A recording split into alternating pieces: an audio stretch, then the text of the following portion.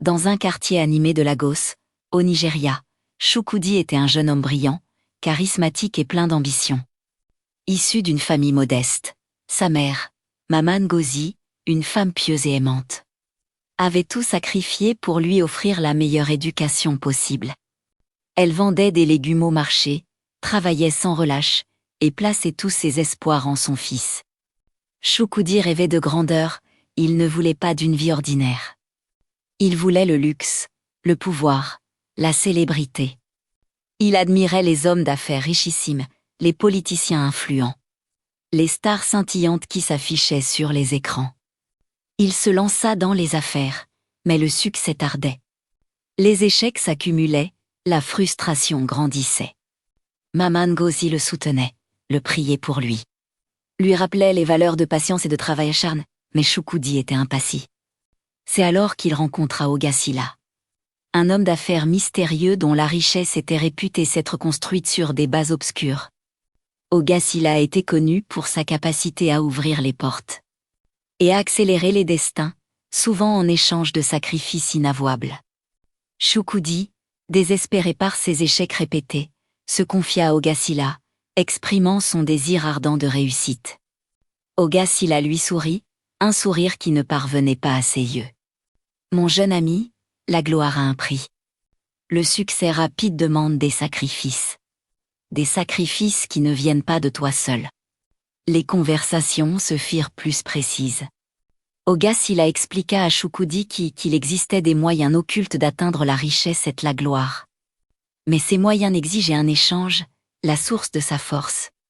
La personne la plus proche et la plus désintéressée de son existence. Pour Chukwudi, c'était évident, sa mère, Maman Ngozi. L'idée le répugna d'abord, vendre sa propre mère. C'était impensable. Mais Oga Silla insiste à décrivant la vie qu'il pourrait offrir à sa mère si elle était mise à l'abri de la souffrance de ce monde. Dans une paix éternelle, tandis que lui s'élèverait. Il lui peignit un tableau de succès sans limite, villa, voiture de luxe, reconnaissance internationale. Tout ce qu'il avait toujours désiré. La tentation était immense, la fin de réussite de Chukwudi finit par l'emporter sur sa conscience. Un soir, il prit sa décision. Il rencontra Oga Silla et scella le pacte, promettant la vie de sa mère en échange de la gloire. Les détails du sacrifice sont gardés secrets, mais le jour suivant, Maman Ngozi, qui était en parfaite santé, tomba soudainement malade et s'éteignit quelques jours plus tard. La communauté fut sous le choc, mais attribua son décès à une maladie foudroyante. Chukwudi, feignant le deuil, organisa des funérailles somptueuses, impressionnant tout le quartier. Le luxe, la gloire et la malédiction silencieuse. Dès la mort de Maman Ngozi, la chance de Chukwudi tourna de manière spectaculaire. Ses affaires florissaient, il signa des contrats lucratifs, investit avec succès. En quelques années, il devint un homme d'affaires puissant, puis un politicien influent, respecté et craint.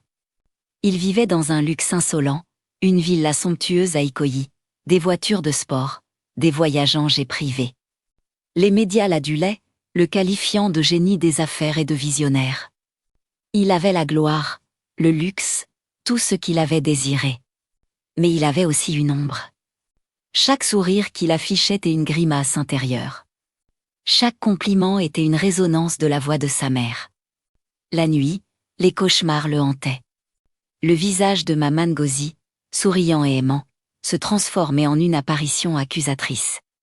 Ses enfants, qu'il avait avec une femme aussi ambitieuse que lui, ne trouvaient aucun réconfort auprès de lui. Chukwudi était souvent absent, distant, froid. Il ne parvenait pas à aimer véritablement, car le cœur de son amour, sa mère, avait été arraché par sa propre main. Il était entouré de personnes qui le flattaient, mais il savait qu'elles étaient là pour sa fortune, pas pour lui. Il était seul dans son opulence. Le silence de sa mère était devenu une cloche assourdissante dans sa tête. Le luxe qu'il avait désiré était devenu une prison dorée, dont les barreaux étaient faits de culpabilité et de remords.